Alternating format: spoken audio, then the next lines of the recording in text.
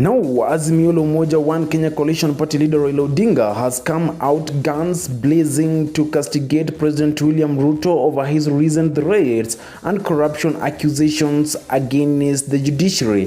Mr. Odinga, who addressed the press in Mombasa on Wednesday, termed the outburst by President Ruto on Tuesday as unacceptable, terming in a sign of an impending absolute dictatorship in the nation.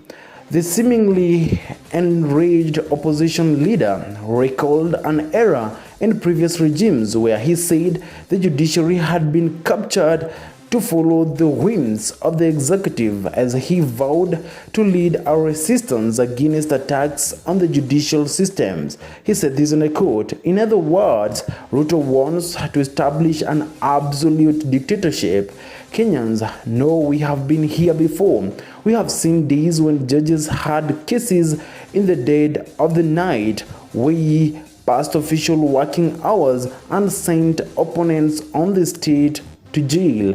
Kenyans know we have seen days when judges got transferred, sacked, or even got poisoned for delivering rulings that did not favor the state. The current level of political and personal attacks on the judiciary by Mr. Ruto is therefore completely unacceptable. Ruto has crossed the line and we will not allow it." End of quote.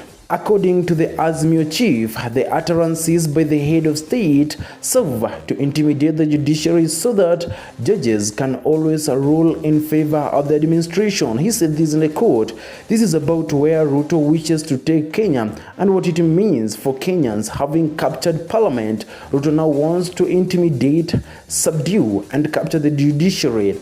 He wants judges not to hear cases against his policies, dismiss such cases, or always rule in his favor." End of quote.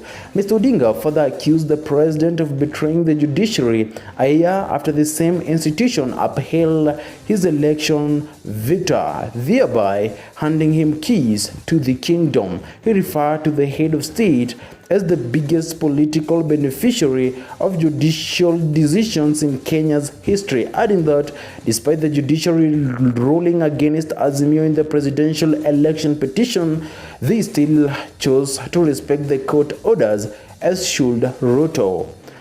This is Cuba News.